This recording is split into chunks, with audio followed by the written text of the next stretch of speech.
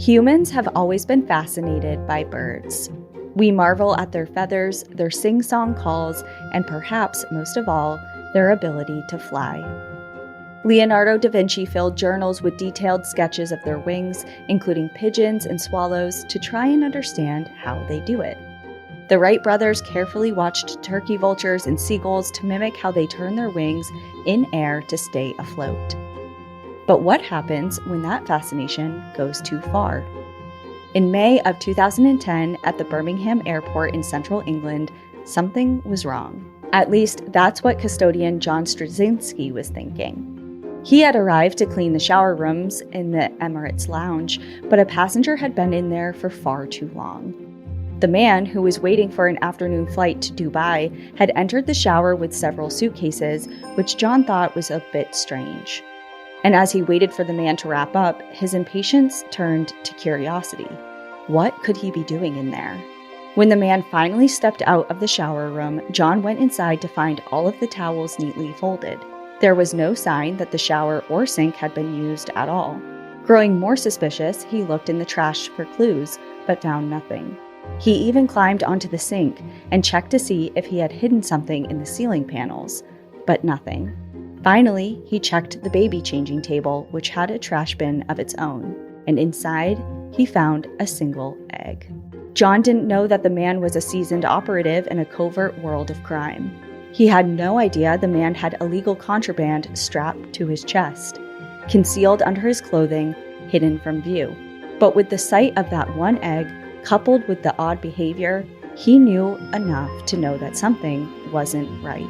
And it wouldn't be long until it was revealed just how right John Straczynski would be. Welcome to National Park After Dark.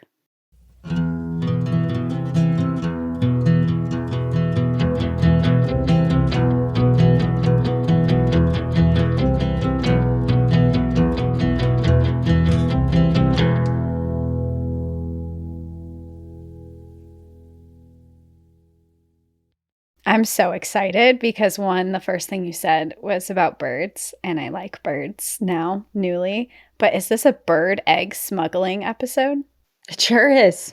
I'm so ready for this. I know that I had teased this to you just personally because I read a book that inspired this whole thing, and we'll get into it. So I know that I was kind of teasing you for a while about it, and surprise, it's today. I'm so stoked. I have never been more ready to hear a story in my life. It's weird. Okay, hello everyone. Welcome to National Park After Dark. My name's Danielle. I'm going to be telling you a egg smuggling story today. And I'm Cassie, and I like birds. She loves birds. It's a newfound thing.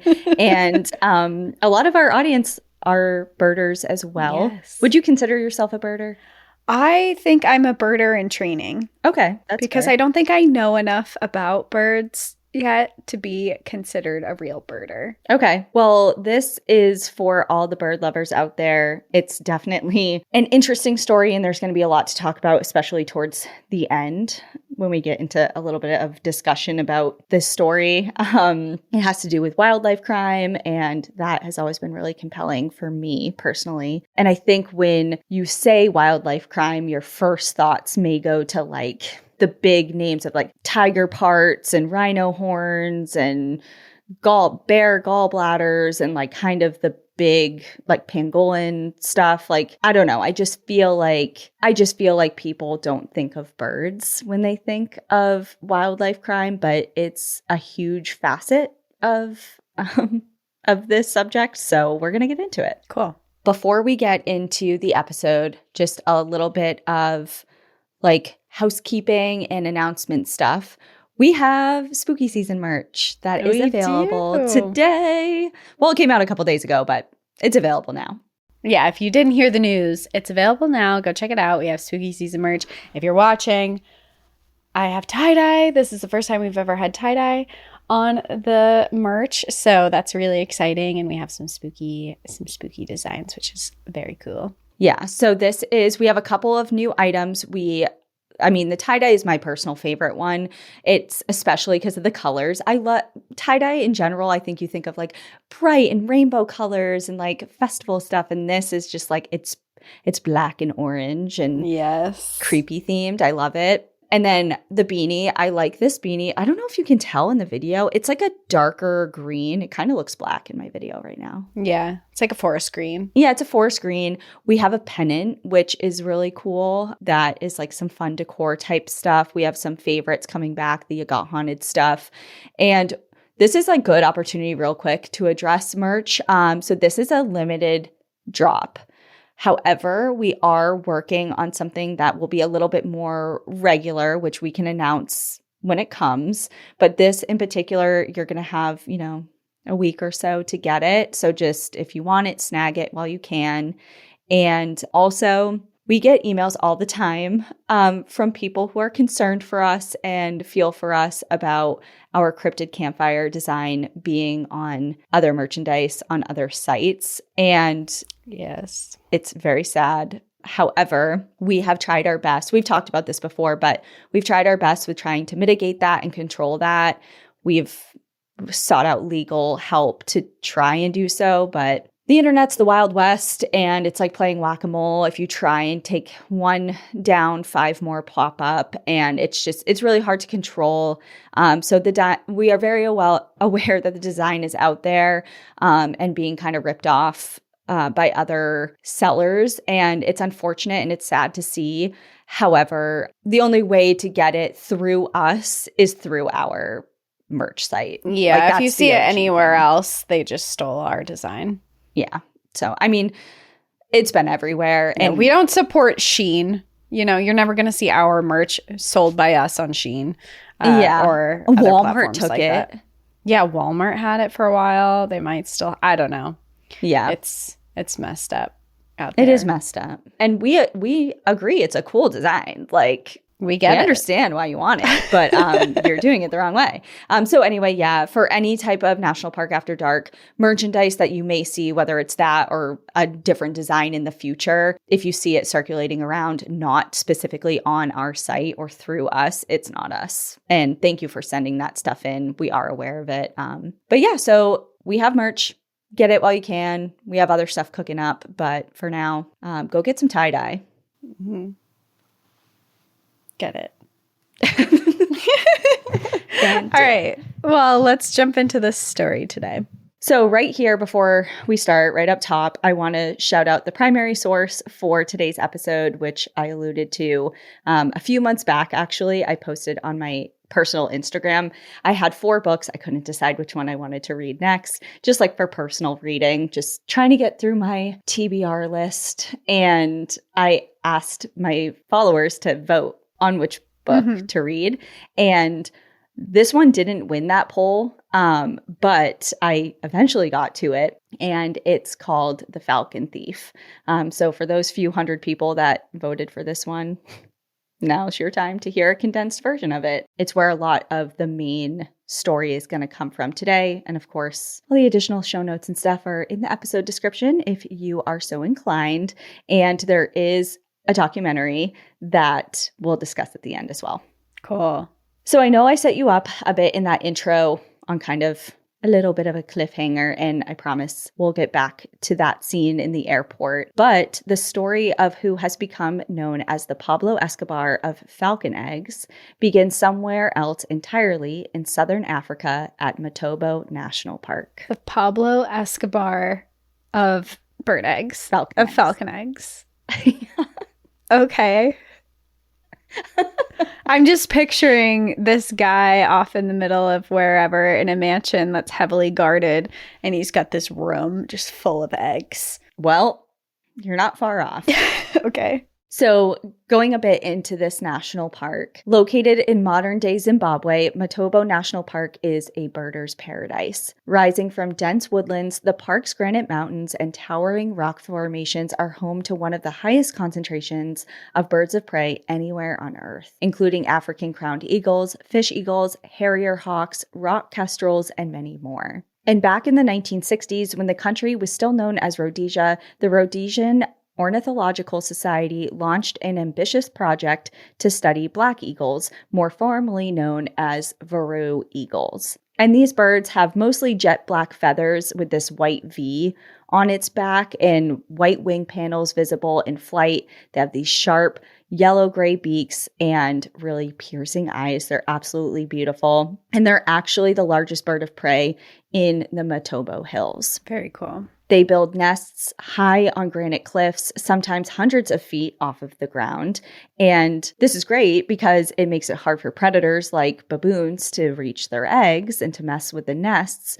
But it also makes it really difficult to find them and access them for study, not only for monitoring eggs and clutches and things like that, but how they court one another, their behavior and things like that, because they're just so out of reach. They're mysterious. They are mysterious. But none of that deterred Valerie Gargett, a teacher turned ornithologist whose passion for birds earned her a reputation amongst friends as sort of like this Jane Goodall of the raptor world. She began rappelling to black eagle nests, taking notes on their breeding patterns, and getting so comfortable with the birds that they actually allowed her to reach in and weigh their eggs and study them and take notes. She organized a team of volunteers to follow eagle pairs during the nesting season, which was from January to April. To each team, she would give instructions that showed her affections for the birds and her conservation philosophy. So it was pretty lengthy,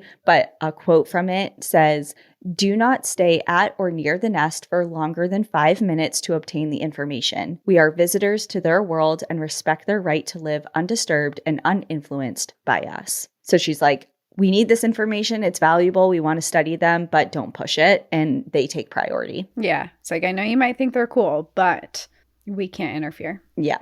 But because of their hard to reach nesting sites and just the location of where they chose to nest made it really difficult for volunteers to reach them, either due to volunteers' age or general fitness levels.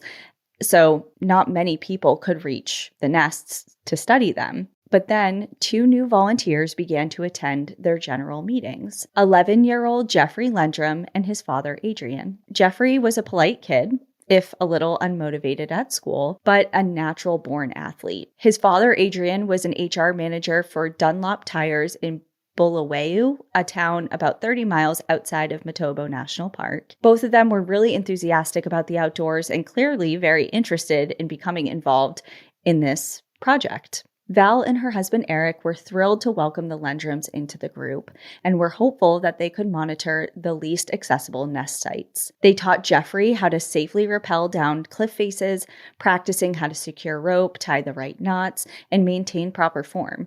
And because he was such a natural-born athlete, he did so well with this. He was just like, it was a natural fit. He learned very quickly, and in no time, he began helping with surveys, lowering himself hundreds of feet and perching on a ledge mere inches wide to access remote nests. Over time, often he would be joined by his childhood friend and fellow Falcon enthusiast, Howard Waller. Between Jeffrey's nimble climbing and his father's aptitude for research, Valerie began to trust the two with more and more responsibility. She put them in charge of surveying another bird of prey, the agar buzzard, and they poured hundreds of hours into the project, locating 30 nests and writing reports about their courtship behavior. Next, they were entrusted with surveys of the African hawk eagle, which builds enormous stick nests in the forks of trees. Soon, they were scrambling up ficus and ironwood trees across the park to study them. Seems like a perfect situation for young boys in particular. I mean, Jeffrey started when he was just 11 years old and he's kind of growing up. It's spending his free time with his dad exploring a national park and getting to climb trees and explore and just like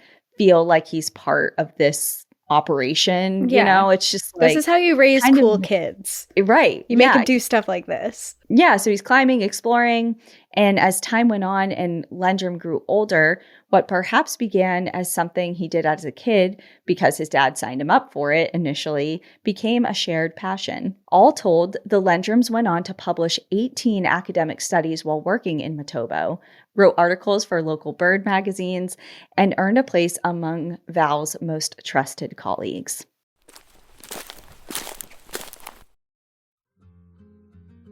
For being a Sagittarius, I would never be described as the life of the party. I still do love a good night out occasionally, but I'm rarely in the mood to drink anymore. But I have an alternative. Sol's Out of Office Gummies. They give me the same light, happy buzz without the killer hangover that I simply cannot handle anymore. Sol is a wellness brand that believes feeling good should be fun and easy. Sol specializes in delicious hemp-derived THC and CBD products designed to boost your mood and help you unwind. Their best-selling out-of-office gummies were designed to provide a mild, relaxing buzz, boost your mood, and enhance creativity and relaxation. With 5 different strengths, you can tailor the dose to fit your vibe. From a gentle 1.5 milligram microdose to their newest 15 milligram gummy for a more elevated experience. I am personally a 1.5 milligram girl. Godspeed if you are a 15 milligram kind of person. You have my admiration and respect. But I'm also a giant fan of their out-of-office beverage because who doesn't like a nice little drink treat? Especially one that's a refreshing alcohol-free alternative. A perfect way to wind down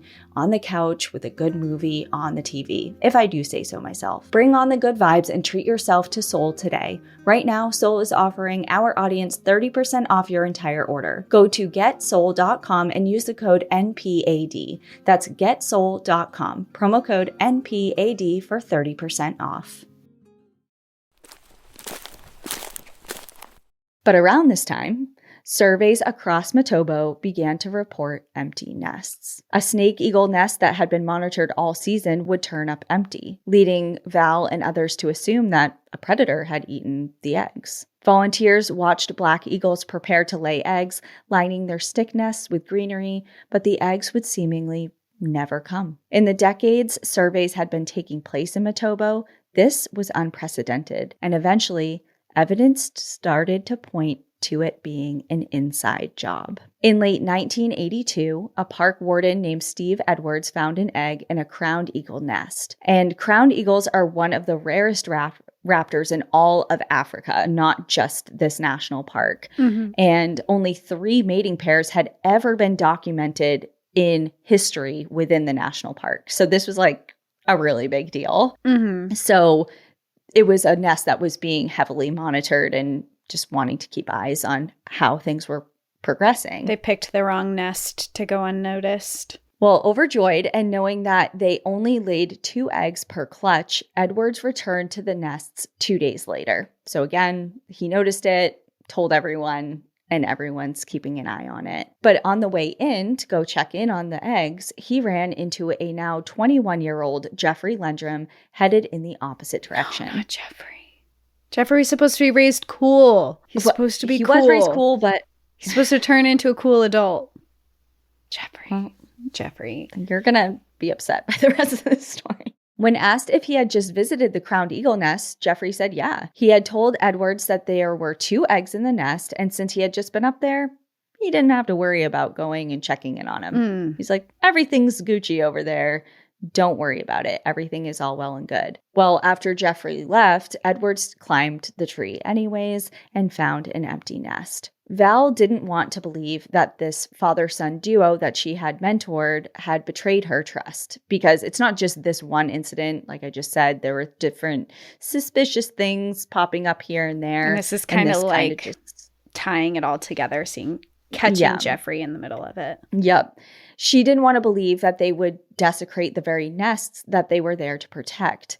But after Edwards' report, she began visiting the areas that Lendrum had surveyed and found too many empty nests to ignore. With Warden Edwards' help, they launched an investigation into both Jeffrey and Adrian. That following year, in October of 1983, local officials had a search warrant to raid their house. In a bedroom cabinet, they found an enormous collection of over 800 eggs, representing dozens of species meticulously organized as if it was a museum display. The eggs, gently resting on cotton, ranged from the most abundant birds in Africa, like the common bulbul, a small brown songbird, to the most endangered, the peregrine falcon, the missing crowned eagle egg, and 7 clutches belonging to black eagles. Oh, this is reminding me of your episode that you did in God, I'm forgetting the name of it. Indiana Mounds, was it that one? Where it was the park ranger who went in and stole all of the indigenous artifacts and had them in his garage. Yes, it's not called Indiana Mounds. It's called Mounds is in there. Mounds is in there. Yes. It was a while ago. God, that was in 2022. We did that episode. It'll come to me. But yes. But he was doing it for preservation, like in his own egotistical way. He thought he was preserving these, and it feels like this is a lot darker than that.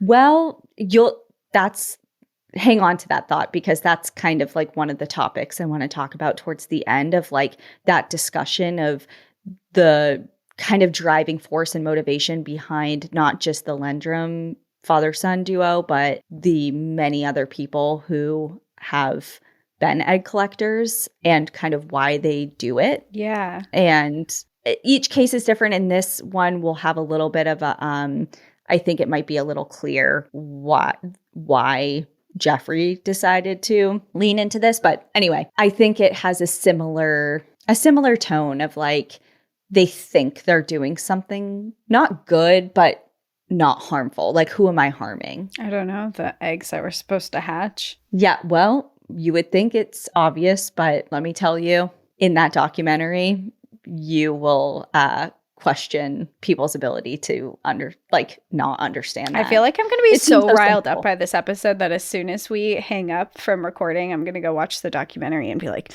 why? Well, back to the Lendrums and their house is being raided. There's 800 eggs in this collection. And not the peregrine falcons. The fastest bird in the world. Well, so the wildlife officials are like, okay, so please explain, what is this? And Adrian, the dad, insisted that the eggs were just a mere schoolboy collection and that they hadn't done anything wrong. But 800, a mere collection? Okay. Well, also, his own records proved otherwise. Fine point pen markings on the eggs and associated data cards tracked the exact nest that they were stolen from and on what date. After a closer look, the records in the collection lined up with the survey locations Val had assigned them. They literally wrote down everything. They didn't even try to hide their tracks. They wrote down everything. Well, I mean, they wrote down everything, yeah. So this not only explained the missing eggs, but revealed much of the Lendrum survey data, detailed status checks of the fledgling chicks spreading their wings and leaving the nest, to be outright lies. Because they just fabricated. I mean, nobody hatched out of those eggs because they stole them. But yet their data... And they were the only ones monitoring these. So they're like, yeah, the eggs did great. They hatched, flew away, population's thriving. But meanwhile... lies. They're sitting in their closet. Yep. In October of 1984, Adrian and Jefferey Lendrum were convicted of theft and illegal possession of specially protected wildlife. Adrian was also convicted of fraud. Their egg collection was confiscated, and they each received a $2,500 fine, a 4-month prison sentence that they could avoid by staying out of trouble for 5 years. Despite the harsh sentence, some believed that there was more to the story than the verdict revealed. Nearly all of the eggs in Lendrum's collection had been emptied, meaning they'd had these little pinholes in the top and bottom of each egg that were used to blow out the embryo and keep them from rotting. But in the Lendrum's refrigerator, in an open Tupperware, investigators also found 2 live peregrine falcon eggs. So why were those kept viable? The leading theory starts with falconry, the art and sport of using trained birds to hunt other animals. Whether using hawks, falcons, or eagles, people have engaged in falconry for thousands of years. Across Europe in the Middle Ages, it became sort of a status symbol. The largest, rarest birds prized by kings and nobles. In the Middle East, where evidence suggests that falconry first emerged, it was practiced as a means of subsistence. The nomadic Bedouin people of the Arabian desert used peregrine falcons to hunt birds and hares, supplementing a diet otherwise limited by their harsh environment. To capture the fastest bird on Earth, the Bedouin people developed ingenious techniques, including one where they tied a dozen small nooses woven from camel hair to the back of a pigeon. When peregrines passed overhead during their fall migration to Africa, the snare-covered pigeons would take flight, and any falcon who took the bait would get tangled up and tumble to the earth. So that's how they originally started capturing them to train them to use in falconry. What a innovative way to try and catch them. Yeah. Not condoning it by any means, but wow. Who And this is thinks like, of that? we're talking thousands of years ago, It's a wild way to catch an animal using another animal and a snare. I could have never thought of that. Yeah, genius. As time went on, firearms replaced falconry across much of Europe, but the tradition remained a cultural fixture in the Middle East. By the 20th century, as the oil industry brought wealth and change to the region, falcons were adopted as iconography on various things. I mean, everything from their currency, different businesses like had their logos with falcons on them, and even countries had national emblems of falcons, and pointing to, most specifically, the United Arab Emirates, or the UAE. Yet at the same time, peregrine falcons and other birds of prey were in decline. Between the 1930s and 1970s, an estimated 90% of peregrines in the United States had died. Great Britain lost almost 75% during that same time. And it just reminds me of, like, their symbols, they're kind of on everything. It's like I don't want to say mascot because that's like such a not adequate term, but you know what I mean? Mm-hmm. It reminds me of the grizzly on the California state flag. Yeah. It's kind of like, what's it doing there? You guys eradicated them. Yeah. And it's just kind of like a symbol of what once thrived and is no longer. Mm-hmm. So that's kind of the parallel I drew with that. But speaking of the decline, I had to sneak this in here a little bit. Callback. In her book, Silent Spring, biologist Rachel Carson found a culprit. I was wondering if she was going to come up. DDT. Yep, here she is. Yep. So in Silent Spring, biologist Rachel Carson found a culprit for this decline in DDT, a pesticide that, when ingested by birds, interferes with their ability to metabolize calcium. In birds of prey, where DDT concentrations were the highest, this caused brittle, thin-shelled eggs that broke in the nest before they could hatch. With growing awareness and urgency, nations rallied around efforts to ban DDT and introduced protections like the 1973 Endangered Species Act here in the United States. And in the international world, CITES was a treaty that was put into place that same year, which outlawed the trade of 1,200 protected species, including several different birds of prey. And of course, if you want to know more about DDT and all how amazingly awful that was, Cassie, of course, just covered an episode entirely dedicated to that. I looked it up, episode 293, because I remembered the title. DDT. So safe you can eat it. Safe you can eat it. That was a real ad. It was a real advertisement. If you haven't listened to it, you can YouTube it. It's horrifying. Yeah, so episode 293 if you want more info on that.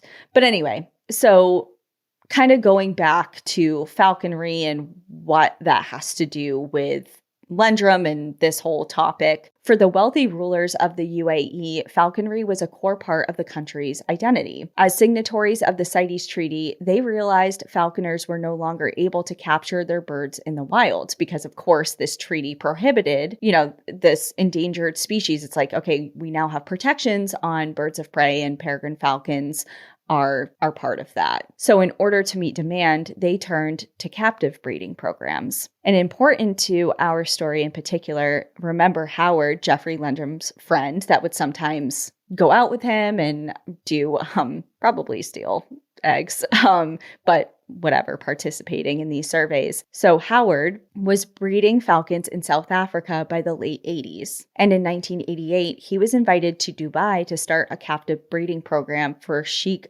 Bouti bin Juma Al Maktoum, who was the cousin of Dubai's crown prince.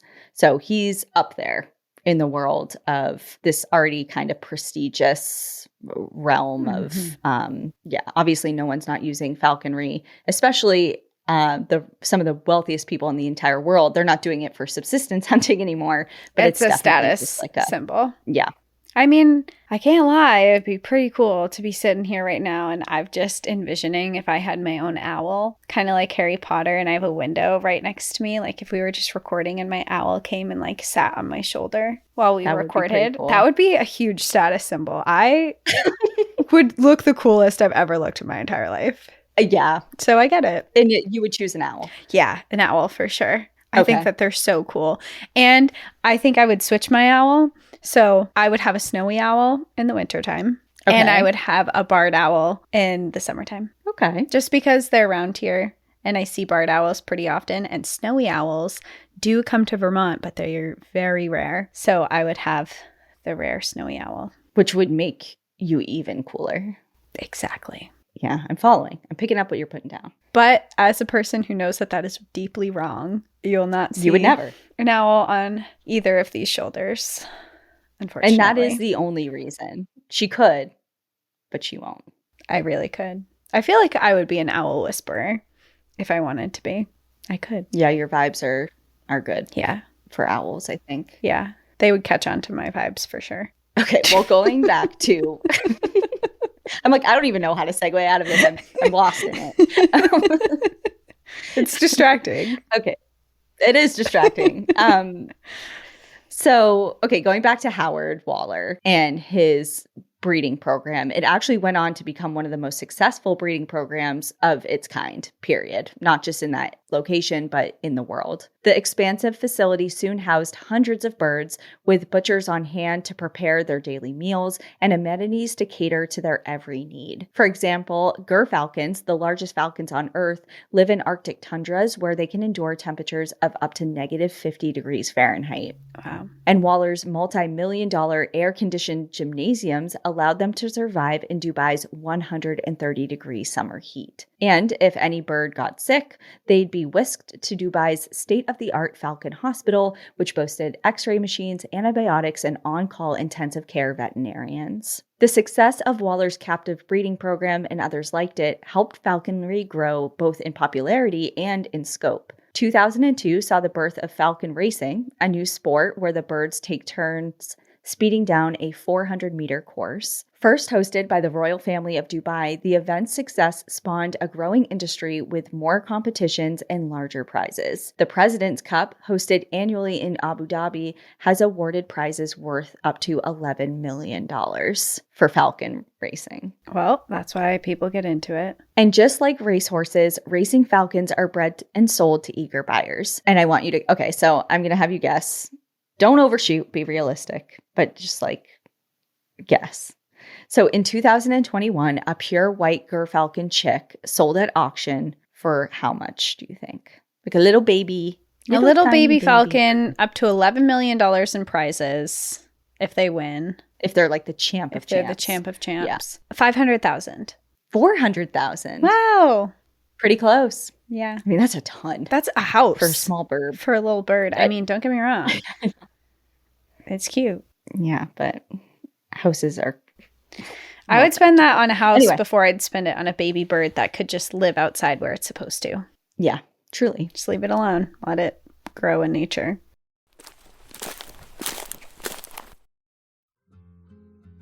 For so long, I have been on the hunt for that one go-to natural fiber hoodie I can always pack and know I'll stay comfortable no matter what I'm doing or where I'm going. Because let's be honest, my trips are a bit all over the place. I've tried cashmere, merino, you name it. But then everything changed when I finally found this alpaca hoodie from Paca. Paca makes performance apparel from alpaca fiber, one of the world's most sustainable natural fibers. Their best-selling hoodie is softer than cashmere, warmer than wool, and breathable. It's thermoregulating, odor-resistant, durable, and made to last, which is great because I'm practically living in it at this point, especially with these fall days upon us. Each one is handcrafted in Peru by artisans who stitched their name into the tag, a personal signature of quality and care. I was wearing my Paca hoodie, meeting up with some family recently, and my cousin hugged me to say hi and pulled away, stroked my arm, and wanted to know all about my hoodie and where she could snag something that soft. This is a hoodie I can wear to the movies, out on the trails, or out to lunch. 3 of my favorite things. To grab your Paca hoodie and free pair of alpaca crew socks, head to go.pacaapparel.com/NPAD and use our code NPAD. That's go.pacaapparel.com/NPAD and enter code NPAD. Well, given the renewed demand for falcons, patrons of captive breeding programs began touting them as a conservation success story, making the case that their efforts are protecting globally threatened species by keeping wild birds at a safe distance from the falconry industry. But despite these successes, the black market for wild birds was thriving. Saker falcons, native to Central Asia, were declared globally endangered in 2012 after years of known illegal trapping. Some smugglers moved the birds out of Russia over land borders with lax enforcement, and in other cases, falcons had been intercepted on planes, sedated, and hidden in suitcases. And in the CITES database, which tracks smuggling by air, the leading destination for trafficked birds is the UAE. This demand is driven in part by a persistent belief among some that wild-born birds are inherently stronger and faster than birds that could ever be bred in captivity, no matter how amazing the facility and how high-tech things are there. Like, they're basically just saying you can't really replicate the wild factor, and wild birds are always going to be better.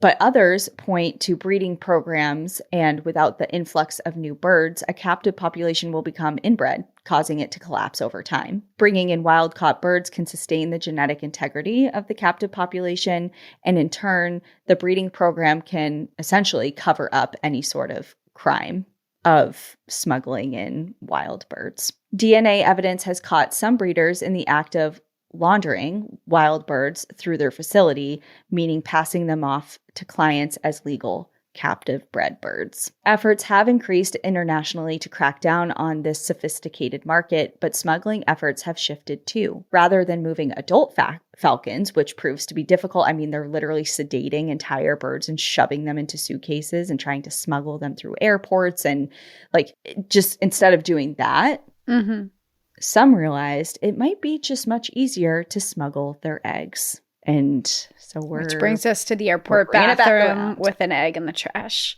Well, not quite yet, but back to our story for sure. So that brings us back to Jeffery in particular. And after his conviction in Zimbabwe in 1984, he was ostracized by the birding community and banned from Matobo National Park. As he should be. Right. They're like, first of all, how dare you?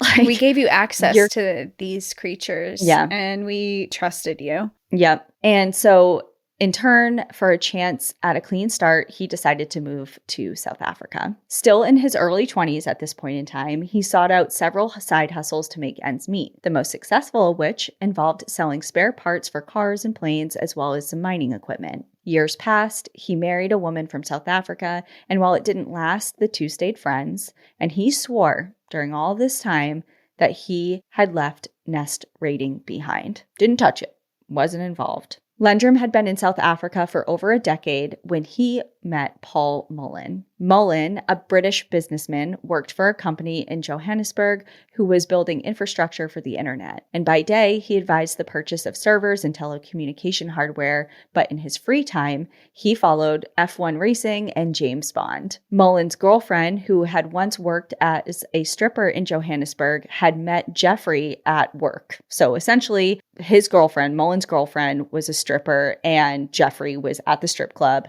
and met her, and she introduced Jeffery to her boyfriend, Mullen. Gotcha. And they became friends. Gotcha. They quickly bonded over a shared love of safaris and fast cars, and they grew closer the following year, meeting up regularly for drinks and social events to race Jeffrey's Mini Cooper around a local racetrack. And then a year later, in 1999, Lendrum approached Mullen with a business idea. Always on the lookout for side hustles, he had taken notice of all the craft and curio shops in Johannesburg, and he asked Mullen, what if we could sell these handmade African crafts in the UK? Mullen replied, sure, let's give it a shot. So not long after, they opened up a shop in Southampton, just south of London, where Mullen had once lived, and named it Africa Extreme. All that was left to do was set out across southern Africa to find suppliers. The two would drive thousands of miles, visiting Zimbabwe, Lendrum's hometown of Bulawayo, and Victoria Falls to the northwest, a popular tourist destination. Doing their best to avoid cheap and mass-produced items, they bought artisan-made ebony walking sticks, wood-carved safari animals, traditional drums, and near life-size carvings of giraffes, amongst many other things, for their curio shop. Lendrum was at ease bargaining with traders as he learned to speak some Ndebele as a boy, which is a Zulu-based official language in Zimbabwe, as well as a mix of English, Afrikaans, and Zulu spoken by miners and other workers. As they traveled around Zimbabwe, Mullen began to see that there was more to Lendrum than his side hustles. On a visit to Matobo National Park, the very same park that he was once banned from entirely, albeit just for the year following his arrest. Oh, they only banned him for 1 year? Yeah, just a year. That's way too trusting. Yeah, well, I'm sure they regret that. No, he's going to go back. Okay, keep. No. Okay. Jeffrey. So the two of them are out on their recon mission of getting different stuff for their business, and they go to Matobo National Park, and Jeffrey absolutely amazed his friend with his encyclopedic knowledge of wildlife. He rattled off the scientific names for every single bird they saw. And I mean, like, every bird. And he describes them like, I mean, he said even when he saw a bird high in the sky, it's just like a dot to him. He knows the species and whether it was male or female, like just full of knowledge about all the wildlife there, and particularly the birds, of course. A birder using their powers for against good. For evil. It's fair. For evil, yeah. Yeah. A birder using their powers for evil. Yes, that's what this whole thing is sadly about. No, the betrayal. On one trip to Bulawayo, though, Mullen noticed something odd. In the chalet that they'd been staying in, cartons of hard-boiled eggs had appeared suddenly, and the eggs clearly were dyed various colors. When he asked his friend what they were, Jeffrey plainly replied that he'd been collecting live raptor eggs from Matobo to sell to clients that he would not name. So he's like, oh yeah, I stole them. No biggie. Yeah, he's like, what? And he was replacing the live eggs with hard-boiled ones so that the birds might reject them and lay more, so that he could go back and collect more. Apparently encouraged by Mullen's reaction, he also shared that he had plans to steal exotic eggs from birds of prey around the world, which he could then sell to Middle Eastern falconers. He even had a trip in mind, stealing gerfalcons from the far north of Canada. So his friend basically didn't bat an eye at this plan, so he felt comfortable. Jeffrey basically said, you know, you seem down with this, so I'll tell you everything. You want in? And then he said, yeah. And he said, hell yeah. So 2 years later, in the small Inuit village of Kujayak in northern Quebec, Jeffrey and Paul were both arrested. Fast forward. They were charged with illegal hunting and wild egg possession. The two had been caught after their helicopter pilot, Pete Duncan, saw through the cover story that they provided him. So basically, Jeffrey and Paul had claimed to be documentarians for Nat Geo, and that they just happened to be there to capture exclusive footage of gerfalcons. A Kujayak native, Duncan had flown many, many different photographers. This isn't his first trip around the block. And he had hosted people for years in search of everything in the high Arctic, like polar bears, other wildlife, actual documentarians. So he kind of knew the deal. That they weren't the real thing. Right. So when these two guys repeatedly asked him to be dropped off at certain locations and then picked up just an hour later and then moved to somewhere else and to be taken to all these different locations, he immediately was like, what are you doing? You know, yeah. Like usually I drop someone off, they're there all day or even for several days, and then I'll come pick them back Especially up. if you're observing something. It doesn't take you an Right. hour What are you gonna do in to an hour? observe wildlife. Yeah, you need more time. Yeah.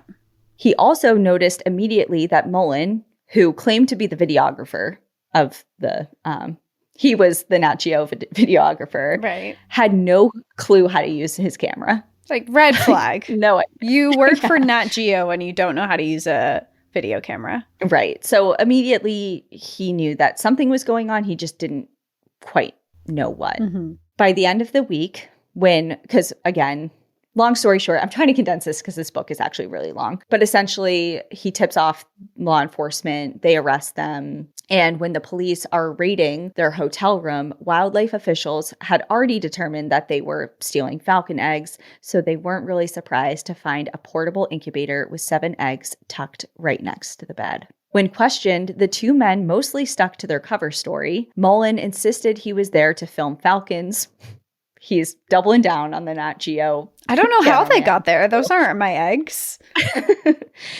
And they just, I mean, they feigned ignorance of the 7 eggs in the incubator, or Mullen did. Mm-hmm. But Lendrum explained, because he always has a reason, you'll come to find out, he explained that he had collected a few addled specimens, meaning eggs that were no longer viable, like they weren't going to hatch anyway, to test them for pesticide poisoning and planned to return them to the clutches the very next day. He's like, oh, those? I'm actually here for the greater good. It's like, I am studying them because I care about these populations. How dare you? First of all, yeah, how dare the you audacity question my my morals here.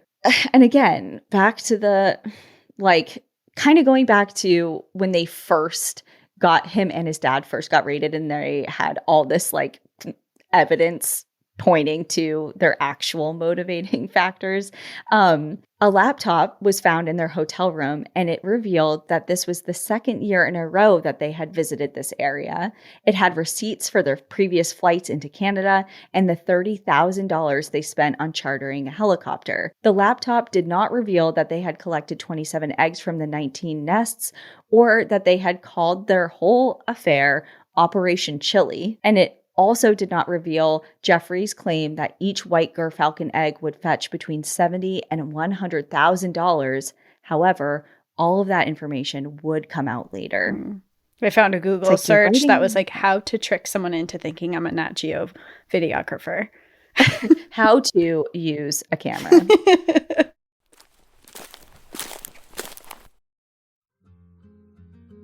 This show is sponsored by Liquid IV. Even though we're all stoked for fall, we have to face the reality that with the change of season usually comes with a bit of a change in energy levels. Summer vacations are over and work tends to get crazy this time of year, especially for us. So making sure I stick to a routine is essential for me this time of year, especially one that maintains my energy. And that's why I use Liquid IV. Liquid IV's new sugar-free hydrating energy helps boost hydration and my energy without those energy drink jitters and crash out. I keep my favorite flavor, blackberry lemonade, in my Pilates bag to add to my water after my workout, especially those heated sessions that I feel like I barely survive every single time. Just 1 stick and 16 ounces of water hydrates better than water alone. And there's still time to get outside and hike. It's arguably the best time of year to do so. And we always talk about the importance of staying hydrated in our stories, and we mean it. With 3 times the electrolytes of the leading sports drink, natural caffeine, 8 essential vitamins and nutrients, always non-GMO, vegan, gluten-free, dairy-free, and soy-free, this is the type of hydration we talk about and that you need. Don't just power through your day. Ditch the glitch with 0 sugar and 0 crash from Liquid IV. Tear, pour, live more. Go to liquidiv.com and get 20% off of your first order with code NPAD at checkout. That's 20% off your first order with code NPAD at liquidiv.com. For the time being, while law enforcement was sure that the two were part of a well-financed smuggling operation, without indisputable evidence, like for example being caught boarding a plane with eggs, like kind of caught red-handed, Canadian wildlife officials couldn't charge the two with trafficking. Instead, they pled guilty to their charges of illegal hunting and egg possession and paid the highest fine allowed under Canadian law, which was $7,250. Which is dimes on what they're actually making off of these things. I mean, if it's true, if his calculations of, or his estimates of what a single egg would fetch, that's a drop in the bucket. To them, they're like, hey, whatever. It's like, sure, I'll pay that. Just don't ban me from being here. Well, after being released from custody, they were warned against ever returning to Canada. Oh, that's good. So Canada doesn't mess around. As soon as you have any type of charge on you, they're like, you're not welcome here. Oh, yeah, no. Don't even think about coming here. Yeah. Mullen, who maintained he was there for Nat Geo reasons and a bit of an adventure, was shaken by the entire ordeal, and within weeks he legally changed his name. He's like, that was really close and I'm scared and I don't want anything to do with this anymore. But for Jeffrey, this series of events would become a pattern he would follow for the next 20 years. He did this for 20 more years without being caught. Well, he would get caught, try and straighten out, and then fall back on nest raiding when things got tough. Do we ever find Jeffrey's villain origin story? Like what turned him? What changed him from learning? What changed him from being inspired by his dad to see these beautiful things to becoming the villain that's destroying all these things he knows so much about? No. So it's interesting because people speculate kind of like what flipped that switch and why he decided to do this. Of course, and I already mentioned it a little bit, but at the end I will as well. You know, there's some talk about these wealthy buyers, Middle Eastern buyers that he's doing this for, and which would seem to point that money is a big motivator for him. But even there are some circumstances where it's like, even when he was financially good, he kept doing it. So his friends and family kind of point to it being more of like an adrenaline thing and a thing of like, he's really good at it and he just has this obsession with doing it. And he's not alone. Like, this story is primarily about him, but the documentary I watched, it's called Poached. If you're interested, I rented it on Amazon Prime, but I think it's on a couple other platforms. And how do I say this? It's more of a low budget documentary film. Gotcha. But it is extremely interesting. And it actually interviews 4 different egg collectors or previously convicted egg collectors and kind of gets into their minds of why they did what they did, how they did it. And there's interviews with different wildlife officials that are on task forces that help combat wildlife trafficking and trade. And it's all based in the UK. Like, it's huge in the UK. So interesting. And they even said, they're like, we're not even sure like what it is about this area, but this is just like such a big hotspot for egg collectors. And then they go into all these different areas where it's this really cool kind of combination of volunteer birders who have a passion for birds and teaming up with wildlife officials and law enforcement to monitor all these different protected areas for these egg collectors who come in and they do everything. They go in, they'll be like, oh, I'm just here with my girlfriend, or I'm here with my kid, or I'm just here like fishing or taking a walk or whatever, but they're sneakily trying to find different nesting locations and they're scoping things out. And they're literally, so there's these birders, like people who are retired and just would be out watching birds anyway, that have dedicated their time and energy and a lot of money from different organizations as well go into this, of just protecting like certain areas of nesting sites against these people who are just lurking and like circling like sharks ready to come and steal eggs. That'll be me when I'm retired. Nuts. Psych. Like, so if you're interested, and I'm sure like the US and some places have operations like this that you could like become a part of, but in the UK it's huge. That's so I'm so intrigued of why the UK, but also I don't know, the UK was really big on like bird plume feathers and stuff too, so maybe they just have a bird obsession. And it's literally all for, and they say it in the documentary, even one of the previous, like they always say, oh, I'm reformed, like I swear I don't do this anymore. Like the documentary does kind of a good job of like kind of painting them and editing him in the light of like, we're not sure if we believe this dude. Yeah. That, like, he's actually not doing this anymore. But they'll just be like, you know, going through all this. And I mean, people, they're like, we've had friends die, like rappelling off cliffs to try and get, like, I watched somebody fall to their death, and like people die doing this to try and steal eggs, just to put them, I mean, and they blow them out. So they'll, and it's awful because if there are even any sort of development in there, there's different ways to test if they're starting to develop into a chick.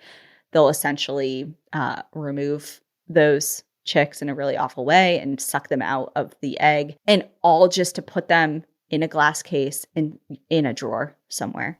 And then never just look at them occasionally. And yeah, which reminded me of, because this Lendrum is more kind of like, we're thinking he's doing a lot of this to sell to the UAE, to buyers that who want birds eventually to use in falconry and different things like that, not just for the egg. It's so itself. interesting because I recently went to a falconry, and when I was there, I found out that they get them from breeders who specifically breed birds to live in captivity to be at falconries. And I'm just thinking of this whole thing. I'm like, is this the same thing?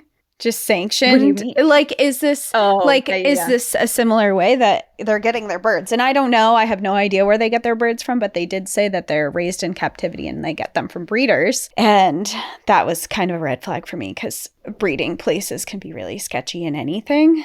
But I would hope that they would be using someone reputable, but I don't even know about that because I still don't agree with that. But it's just reminding me of that. Like, if it's the same vein where he is now smuggling eggs, so then they can be bred for these types of facilities. Well, and it's interesting because like he's kind of in that lane, but then in Poached, they were really focusing more on just like private collectors for eggs. And it reminded me a lot of the dinosaur episode that you did about fossil collecting, and just for collectors to just have just in their private homes for no other reason. Yeah. Leonardo DiCaprio just has a shit ton, millions of dollars worth of dinosaur bones for his private collection. Yeah, it's just... And his girlfriend's under 25. Well, that's another conversation that still upsets me because I'm out of the running. I've aged out of the bracket. You have aged out. But, and there's another conversation about that we've had exhaustively on that episode, but those animals are no longer living. Like you're having a detrimental impact on very real populations of animals by doing this. And they completely, at least in the documentary and even in this book, like they give reasons of like, they're like, no, I love birds. I'm doing it out of a place of love. I just love them so much. I want a piece of them. And like what I'm doing is not, I mean, they're in tears in the documentary about how much they love bird. And this guy even takes his kid to this like museum where there's a bunch of taxidermied animals and all these eggs and stuff. And he shows his kid, like he's the 7-year-old child, like, look what they used to do to all these animals. And the kid starts crying. And he even says, he's like, I'm 7. Like, this is I'm sad. 7. Why are you showing me this? That's really sad. I don't know. If you love a species so much, why don't you collect their already hatched eggs and meticulously glue them back together? I don't know. It's just like, why are you helping destroy a species that you love because you want it to sit on your counter? Right. Get binoculars and go sit outside. Touch some grass. Hang out. Well, I mean, they do have binoculars and they do have a lot of gear. I mean, they're climbing, extensive climbing. Yeah. And I mean, they're doing a lot to get out here, but it's so much effort to destroy the thing you quote unquote love. Yep.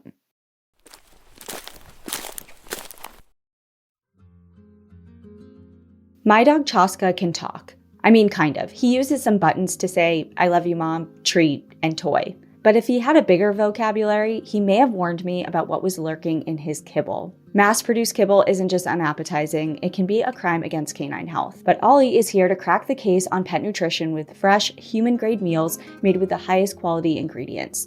There's no mystery meats here, no artificial junk, just real, minimally processed food made here in U.S. kitchens. It's the kind of clean eating that keeps tails wagging and nose sniffing for more. With 5 fresh, protein-first recipes like beef with sweet potato and turkey with blueberries, which is Chaska's favorite right now, your pup won't have to wonder what's in their food ever again. To get started with Ollie is super easy. Fill out their 30-second quiz and they'll create a customized meal plan based on your pup's weight, activity level, and other health info.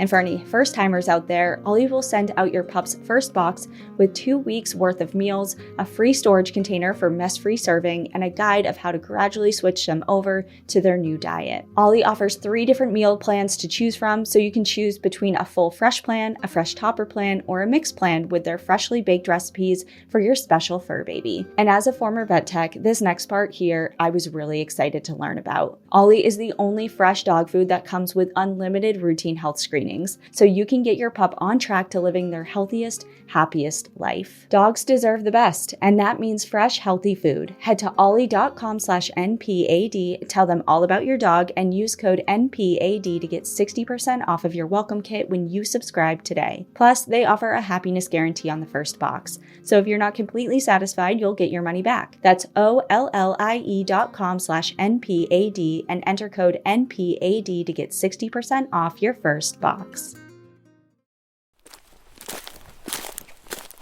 So going back to Jeffery, he repeats his pattern for 20 years in different ways, shapes, and forms, but essentially he'll go out, he'll get caught, straighten out, etc. And some close to him wondered if stealing eggs was more about the money, like we had just talked about, and had now transformed into some sort of addiction, maybe. I don't know. It's hard to say. Like once you start shoplifting, you can't stop. It's like a compulsion. Yeah, compulsion. Like you just have to do it, especially because he's so good at it and whatever. And maybe they were like, well, maybe it's just giving him this source of like this rush of satisfaction or adrenaline or whatever that he can't replicate in his day-to-day normal life. Maybe this is the only way he can find himself to be able to get out into the world the way he wants to be, climbing and into these beautiful landscapes and seeing these birds that he loves. He can't find a better way to do it. Yeah, I don't know. Well, and that's the question. People are like, what is happening here? Yeah. You know, like, we're trying to figure this out. But regardless, in any case, weeks after his Canada arrest, Lendrum married his latest girlfriend and settled down in her home in England. And then for the next 7 years, he continued to run Africa Extreme, later renamed African Art and Curios. Mullen, who'd served as Lendrum's best man under his new name, because remember, he changed his name because he was really scared. Yeah. He left the business in 2003 for financial reasons. And on his own, Lendrum struggled to keep things afloat in the business, borrowing money from family until he was forced to close the business in 2008. In the months that followed, Lendrum's relationship with his wife and friendship with Mullen would both implode. Mullen's South African girlfriend, who lived with him in England with their infant daughter, returned to Johannesburg on vacation. And while she was there, she started a relationship with Jeffery, who had since drifted apart from his own wife. Jeffery! And to make matters worse, Jeffery, during a custody battle between Mullen and his girlfriend over their daughter, Lendrum sided with the girlfriend. Like his best friend, who was his best man at his wedding, who was his business partner, and for years just been so close, he's like, actually, I'm now with your girl, and I agree with her, and she should get to keep your kid. I'm the father now. Like, oh my God, it's so bad. Oh my God. Jeffrey's such a villain. He's such a villain. He can't be trusted in his relationships, and he can't be trusted with wildlife. Yep. And I included that because it is kind of an aside to the whole birding thing, but it just kind of goes to show his character. Yeah. Right. So in a short window of time, Lendrum's marriage fell apart, he lost his business, and he ended his closest friendship. And around the same time, volunteers monitoring peregrine nests in South Wales started to notice missing eggs. No, I said not peregrine falcons.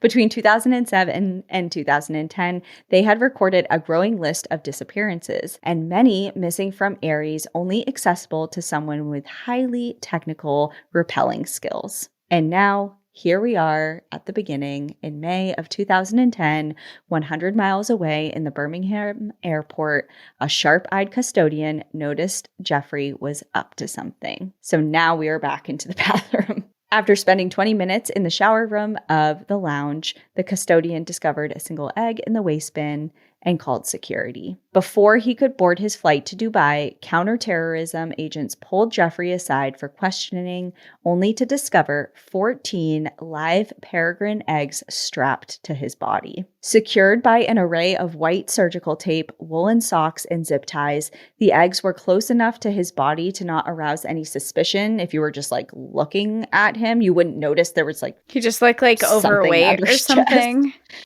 They were really close to his chest, and the eggs are on the smaller side. But he did it, obviously to conceal them, and but keep also them warm. to keep them warm. Yeah. Right. Okay. You're going to fucking love this. Okay.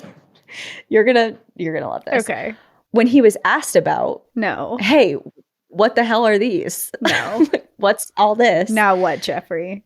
Jeffrey replied that they were duck eggs and provided an elaborate explanation as to why they were strapped to his torso. He said a physiotherapist had consulted him about a spinal problem and recommended he wear fragile objects around his body. Wearing eggs, he explained, forced him to keep his muscles active, which would strengthen his back. So that's why they're there.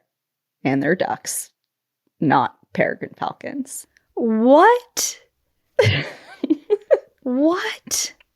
Who prescribes that? To have that like on hand as an explanation as well is he thought insane. about it. He thought about it hard For before sure. that. If I get caught, I'm gonna come up with what? Okay, so the team And they believed him. They were like, "Oh, that makes sense. Carry on. Go ahead. Get on no. the plane." They're like, "My mistake. Totally makes sense. Didn't mean to Hope your disturb back feels you better." and your ducks. So the team at the airport called Andy McWilliam, an investigator with England's National Wildlife Crime Unit. Based on their physical description and coloration, McWilliam believed that the eggs belonged to peregrine falcons and requested Jeffrey be detained until they could build a case against him. Unlike Jeffrey's Canada arrest, McWilliam had evidence of Lendrum's intent to traffic the eggs, seeing as he was about to board a flight to Dubai. Because remember, they're like, before in Canada, he had all this stuff, but he wasn't really caught in the act of Leaving leaving things. or trafficking them. Yeah. So now he's like, oh, gotcha, bitch. Yeah. Gotcha. You know that Kanye West. Gotcha. You don't know. Kind of. Not really. You're by Alien. I've told you this. Okay. However, he had limited proof that Jeffrey was a career criminal outside of the climbing equipment and incubator they had found in his car. And that is until this guy just can't with the evidence that just points to exactly what he's doing. Did he have a journal that detailed exactly what he was doing? No, even better. He had a DVD in his carry-on bag that had footage of him doing like, that's not me. How'd that get in there? Like, who is that? Who is framing me? So on this DVD was footage that Paul Mullen captured. Remember, the Nat Geo videographer captured during their first trip to Canada while masquerading as the Nat Geo documentarians. In the footage, McWilliam saw the view from their helicopter, Jeffrey suspended by rope beneath said helicopter and dangling hundreds of feet above open water, and he was completely calm. A distressed female gerfalcon circled overhead as he collected the 4 eggs within her nest and placed them in a cooler bag. Successful, the pilot flew back to solid land and lowered Lendrum onto the tundra. In another clip, the helicopter pilot, who happened to be a childhood friend of Jeffrey's, smiled to the camera, stating, "Look at us. We're fucking criminals." Straight to jail. Straight to jail. Show the jury that clip. I know, it's like, and what else do you need? It's like, all right, case closed. Thank you, everyone, for being here.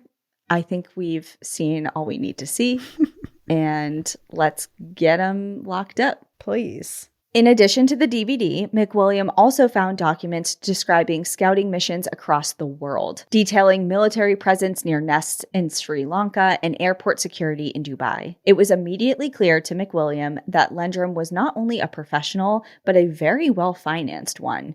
So how in the world was he affording all of these expeditions? He would soon get some insight into that question through Paul Mullen, Lendrum's former friend. Mullen saw coverage of the arrest in the news and, still bitter about their broken friendship, called the police to volunteer as a witness. Yes. He would later say, "Karma's a bitch." Sure is. Good for him. Yeah, I know, would be just as salty and just as petty. Yeah. Be like, I joined him one time. Here, let me detail everything we did. Yep. For full immunity, of course. Well, he does spill the beans, and he tells law enforcement that Jeffrey told him that in order to fund the trip to Kudryack, he sold his house in England, but Paul knew he didn't have a house in England. He's like, okay, whatever he's telling you is false. I actually know the truth. And later, he said Jeffrey went to Dubai to meet with his boyhood friend, Howard Waller, who now ran a falcon breeding program. But Mullen claimed Waller offered to finance nest raiding expeditions and that Lendrum returned from Dubai with over $100,000 in cash. So he's like, they're both lying to you. Mm-hmm. Things are amiss here. In turn, Howard Waller, when confronted about this claim, said it was all a lie. Waller said he repeatedly tried to dissuade Lendrum from egg collecting, but because of their childhood connection, the blame always landed on him. He told the author of The Falcon Thief, quote, "There's nothing I can do about that. I can't change my childhood. What I can say is that we took different paths. My path was falconry and breeding falcons, and his path was collecting eggs. It's always been a thrill for Jeff. He likes to beat the system." When McWilliam pressed Lendrum for knowledge of clients in the Middle East, he claimed to have no idea what he was talking about, saying that this trip to Wales was a one-off and that he was rescuing the peregrine eggs from pigeon fanciers. McWilliam assumed he was playing dumb because he was eager to return to business after his release. So it's like you're already changing your story. At first you said they were duck eggs, and now you're saying, okay, they are peregrine eggs, but I swear I'm doing it to protect them. I'm saving them by flying them to Dubai. Yeah. So it's sketch all around. For nearly 4 months, McWilliam built a case against Jeffrey as a confident and capable veteran criminal. On August 19th, in a room filled with media hungry for news about this Pablo Escobar of falcon eggs, an outwardly remorseful Lendrum pled guilty to the charges: 1 count of theft of a protected species and 1 count of attempting to export a protected species. He was sentenced to 30 months of imprisonment, a severe punishment that the judge declared was intended to deter others from following in his footsteps. McWilliam glanced over at Lendrum, who he'd seen fearlessly swaying from a helicopter 700 feet above the water, and there sat that same man on a bench, completely stunned. But however severe the punishment, the pattern of Jeffrey's life seemed doomed to repeat. After serving out his sentence in England, which would later be reduced to 18 months with parole due to good behavior, Jeffrey returned to South Africa. In late 2011, his brother Richard tried to help him out by offering him a meager job at his magazine, the African Hunting Gazette. In this position, Jeffrey would help verify the claims of different hunting lodges in the area. He would travel to evaluate the big game, the amenities that they offered, and any services that they advertised. But after only 2 years, readers of this magazine discovered Jeffrey's criminal past, and they were pissed. They were like, okay, so within this respected publication, you have a convicted wildlife smuggler on staff. Mm-hmm. Like, what the hell? That is recommending these safaris to go on for us that are supposed to be protecting and reputable and advocating for wildlife. Right. So that was that put his brother in a really difficult spot because, of course, he wanted to help his brother, but this was his business and people were upset. So he made the decision to let his brother go from his position. And soon after, he lost contact with him entirely. It really fractured their relationship. The next time Jeffrey resurfaces is in 2015 in Punta Arenas, the southernmost city in Chile. Nicholas Fernandez, a part-time receptionist at the Hotel Plaza, discovered a strange bag a customer had left behind. It contained climbing gear and what an internet search soon revealed to be an incubator. As Fernandez tried to determine what the bag might have been used for, Lendrum happened to call the hotel. He said, "Oh, hey, yeah, I left a bag there during my stay last year, and I was hoping I could retrieve it when I come back in a couple months. Is it still there, and can I book a room?" Fernandez promptly searched Lendrum's name online because that's a very strange set of circumstances. Yeah. He's like, who is this guy and what is going on? And he discovered what that bag was for. He consulted with hotel management and local police, and they said, yeah, let him come. Let's freaking trap this guy. You know? Yeah, let's see what he's up to. What's he trying to pull here in Chile? Yep. So they allowed him to come and essentially set a trap for him. After his stay, which turned out to be a trip plundering the nests of the pallid peregrine, a falcon only found in Patagonia, authorities intercepted him at the airport in Brazil. Found with 4 eggs stored casually in an incubator in his carry-on bag, he insisted under oath to a judge that he was just a bird watcher and he intended to save the eggs after finding their mother dead nearby. He was sentenced to 4.5 years in prison and fined $10,500, the harshest sentence possible under Brazil's wildlife laws, but was released on bail pending an appeal. In Jeffery's telling, he soon pulled off a daring escape. He traveled for hours to the southern edge of Brazil, and with only the food and water he could carry, he snuck through the jungle for nearly a day, past border guards, and into Argentina. His Brazilian lawyer, Rodrigo Tomé, doubted his version of the story because I guess Jeff had been hospitalized in the days prior to this alleged grand escape because he got, I forget the species of spider, but he essentially got bit by a spider and his leg blew up and he could barely walk. Okay. And he almost died. His heart almost stopped and he was hospitalized for days over this thing. He's like, there is no freaking way. You trekked across the jungle. Yeah. No. He's honestly, in that area of Brazil, the border control is really lax between Brazil and Argentina. No one was on... yeah, he was in trouble, but he didn't have his face plastered in every border he patrol. Probably just drove through. He literally just said he could have just taken a bus. So there it is again. He's lying and whatever. It's just to inflate his own ego. Yep. And 6 months later, Jeffrey reemerges in South Africa. So he totally escapes then. Yes. Escapes. Jeffrey, you're an interesting dude, but man, you're a villain. You're such a villain. I know. And I know this is going on for a while, but I swear we are almost done. At this point, Lendrum's life seems to be catching up to him. Each of his missions had gotten sloppier, and now the Brazilian government was demanding his extradition. He is now in his 50s, holed up in Patroia. Any money he had made, he had spent. He and his girlfriend, Paul's ex-girlfriend, had split. Yeah, you really chose a winner for her. You left your man for this guy. Yeah. By 2017, he'd been diagnosed with prostate cancer and shortly after got into a serious car accident that left him with nerve damage. He continued to defend his actions to journalists as attempts to save or study birds. He is dying on this hill. He told friends and family that he planned to write a memoir, but that he feared the danger he'd be in if he exposed his affluent clientele in the Middle East. And yet, in June of 2018, he was arrested once more, this time in London's Heathrow Airport. The eggs collected across South Africa were hidden in a custom-made belt under his clothes. Yet he suspiciously chose to wear a thick winter coat in the middle of an awful heat wave. In the courtroom, he insisted he rescued the eggs from deforestation. Come on. We can just Google your name at this point. Yep. And know exactly what you're doing. Yeah, and it's this... Your excuses don't even match up. What are you doing? The judge handed him a sentence of 37 months of imprisonment. Only counting Jeffrey's 5 arrests, he was caught smuggling nearly 50 wild eggs.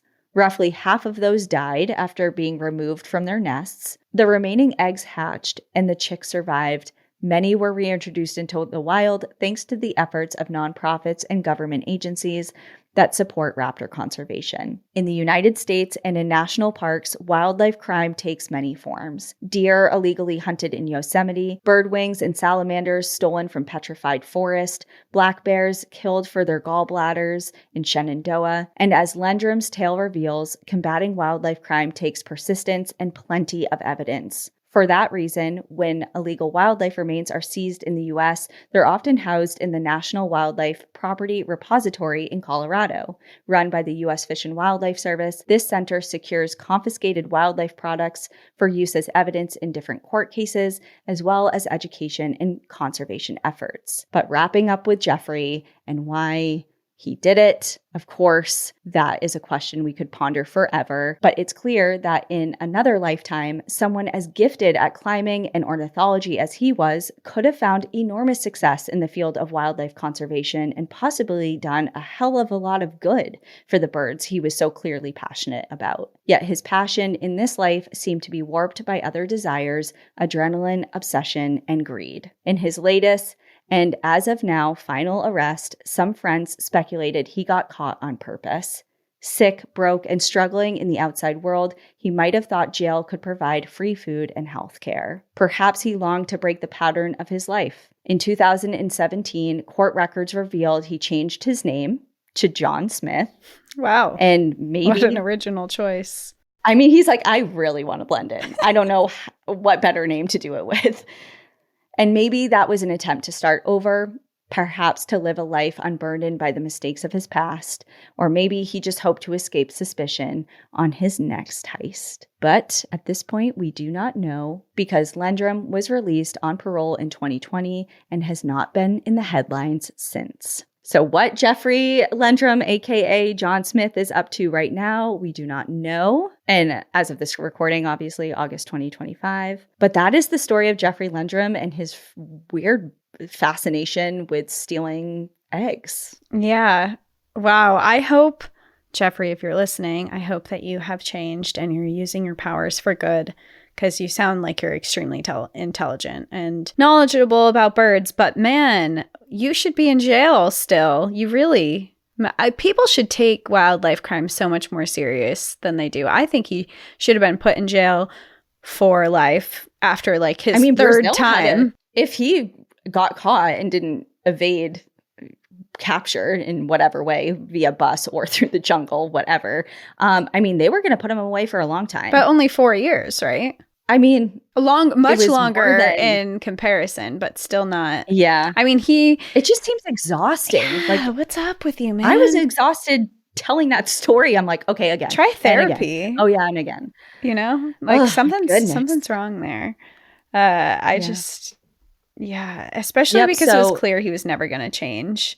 And that's where it gets hard. Well, and that's how exactly, like, to wrap this up, you know, with the recommendations of The Falcon Thief, that book, but also the documentary Poached, you'll see it's just like there's something going on with why these people are doing what they're doing, and they know it's not right, but it's like this compulsion. Yeah, and I can't understand it because very interesting. I don't get it, but people are interesting. It's bad for birds. Yeah, bad for birds. What is that song? I'm thinking bird. Bird is the word. Bird is the word. Oh, we are in. I'm on two different pages here with you. I thought you were trying to do Bad to the Bone. No, bad. On the day I was born. And that's all the time we have today. Thank you so much for listening to National Park After Dark. This is why we don't record at night. Yeah, it is getting really late. All right. Well, thank you everyone for tuning in. Enjoy the view. But watch your back. Bye. Bye. Thank you for joining us again this week. If you love National Park After Dark and want to hear exclusive bonus stories, join us on Patreon or Apple subscriptions. Patreon subscribers have access to our National Park After Dark book club, live streams, Discord, and much more. If you prefer to watch our episodes, video episodes are now available on YouTube. If you're enjoying the show, please take a moment to rate, review, and subscribe on your favorite listening platform. And to follow along with all our adventures, you can find us on Instagram, Facebook, TikTok, and X at National Park After Dark.